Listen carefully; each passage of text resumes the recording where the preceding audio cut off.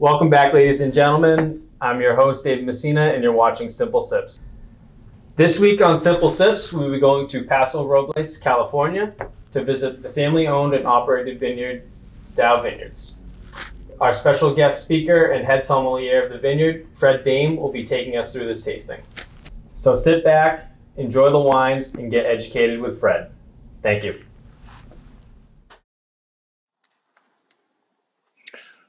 Hello, The Wine Connection in beautiful North Andover, Massachusetts. My name is Fred Dame. I'm the Global Wine Ambassador for Daou Vineyards in Paso Robles, California. I'm a Master Sommelier. I took my diploma in England in 1984. I'm a sixth-generation Californian. My family came here in 1848. So we're going to talk today about a special place called Daou Mountain. And let's start off with a couple of wines first. The first one we're going to taste today is Rosé, this beautiful bottle, this beautiful French bottle right here. I want you to know one thing, the color. There are two ways to make a classic Provençal rosé. The first is the fast and dirty method. It gives you really a deeper pink color. And that's when you tear those skins to release the color, the anthocyanins, what happens is you get phenolic bitterness because tannins are released. The classic way of the two classic methods of Méthode Provençale, the best is this. See that beautiful salmon or salmon color? That's because we're using a very, very light champagne press to produce this beautiful wine. When I smell a classic Provençal rosé, when you put your nose in that glass, you're going to smell one thing, a fresh cut peach. And you're going to taste a fresh cut peach. One of the most beautiful wines in the world, an incredible wine for salads. And I think you're going to really enjoy this beautiful glass of wine. And do it quickly because I don't think we're going to be able to have it for the rest of the year. Next up, we have Reserve Chardonnay. This is, and notice I opened my bottle, by the way. This is my muse. When I worked in the winemaking side of things, Chardonnay was my specialty. And knowing Paso, which is one of the warmer AVA, it's a very, very large AVA. You could actually fit Napa and Sonoma in it quite comfortably in total. But it has 11 sub-AVAs. And one of those 11 sub-AVAs is at high elevation, just like Daou Mountain. Daou Mountain is 2,200 feet. Willow Creek, where this exclusively comes from, which is one of the finest Chardonnay producing areas, is at 1,400 to 1,600 feet elevation. But I'm still tasting this wine, and I know Chardonnay. And I know that even coming from Paso, this wine should have alcohol in excess of 15. It doesn't. It's 14.7. And it should have, from malolactic or bacterial fermentation, the secondary fermentation, it should have diacetyl, which is like popcorn butter. But it doesn't. And I can't figure out how Daniel Daou, our incredible winemaker and owner, is doing this. And he won't tell me. So it goes on for several months. And finally, we were drinking a few glasses. Well, we drank a few bottles of wine. And he told me that he has a new method of enzymatic treatment of must pre-fermentation that allows him to do this without getting excess alcohol and without getting heavy diacetyl or popcorn butter. And I look at him and I go, are you crazy? You know how risky that is? He goes, oh, Fred, it's very risky. Mistakes were made, but we figured it out. This is one of my favorite wines. It has just a French kiss, a beautiful French oak. And I think it's really one of the most stellar wines that we produce. In fact, it's my favorite. When I go to the winery, they know they have to have 2 bottles chilled, one for me to drink and one for me to take with me to the hotel where I'm going to be staying. Very, very important to have those 2 bottles ready to go. Next up is Cabernet Sauvignon. And of course, this is what we're famous for. In 1964, the legendary Andrei Chelychev, the greatest winemaker of the 20th century, came with Dr. Stanley Hoffman, and they founded this beautiful mountain. And it produced a number of different varieties. And then the Rhone Rangers came and planted Grenache, Mourvedre, Roussanne, Malson, Viognier. And it kind of, went to the wayside until the Daou brothers, who were looking to buy in France, to be very honest with you, but went to school in California, came and found this mountain and looked back at the historical notes, and they discovered what Chelychev said was true. Incredible soil, almost identical to that of the legendary Saint-Emilion, one of the greatest Bordeaux-producing regions of France. And it has 5 to 10 feet of clay and loam with clay and chalk all the way down to a deep bed of limestone. Perfect for Cabernet Sauvignon. And lo and behold, these many years later, the Daou brothers have proven Andrei Chelychev to be correct. This does make great Cabernet. This wine is Cabernet Sauvignon, a dash of Petit Syrah, a dash of Petit Verdot. I'll get to the Petit Syrah when I get down the road here to the other wine. And just a hint of Cabernet Franc.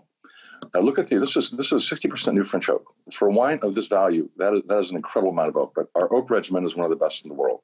We buy our staves, have them custom air dried for 5 years, and then coopered by the finest coopers in France. Does this make any financial sense? No, but welcome to the wonderful world of Daou, where every wine that we produce, whether it's our least expensive wine or our most expensive wine, the same amount of care goes into it. And that's the reason that in the simple 12 years, Daou has come to mean high quality and incredible value, and continues on. Wait till you see what's coming. This Cabernet, when you see it, its color is beautiful. It's got that deep red because we know we have some of the best phenolics in the world. In a simple sense, phenolics are the merging of anthocyanins and tannins, and that's what you need for balance and longevity. This wine drinks beautiful.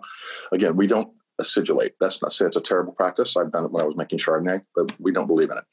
And that's the result. We don't have any grainy quality. Even the wine is youthful. We have beautiful, rich, full flavor. And the nice thing is I could teach a master's course in Cabernet Sauvignon on this wine. It is a beautiful profile of Cabernet Sauvignon. And even with that much new French oak, it just sits gently in the background, exactly as I would expect it to be. Let's take the next step up. Let's go to our reserve Cabernet Sauvignon. And one thing about the term reserve, by the way, it has no legal meaning in the U.S. and in California. I could put it on a tanker and say reserve, and nobody's going to make any argument. For us, it has a great amount of meaning. So, and for you, the consumer, it has a great amount of meaning. And the great thing about our wines is, when we say reserve, we mean reserve. I'm going to tell you why in a second. But realize that whether you're the rankest amateur or the most seasoned professional, you should be able to tell the difference between those two. Now, when you taste that cab and you come back to reserve cab, you're going to notice one thing. You know, first of all, the blend is different. This is dominantly Cabernet Sauvignon. And it is a beautiful profile of Cabernet Sauvignon. And don't laugh about 100% Cabernet wines. I drank in 1949 on Mother's Day this year, Inglenook, John Daniel's last vintage, and it was magnificent. This wine is going to have great longevity. Look at its color. I mean, put your thumb behind the glass, you can't even see it. I mean, this is what high phenolics do for you. And oak. I mean, it's a very, very special oak treatment. But as well, these grapes dominantly come from Daou Mountain. And there it's all handwork. There's a beautiful amphitheater of 238 acres.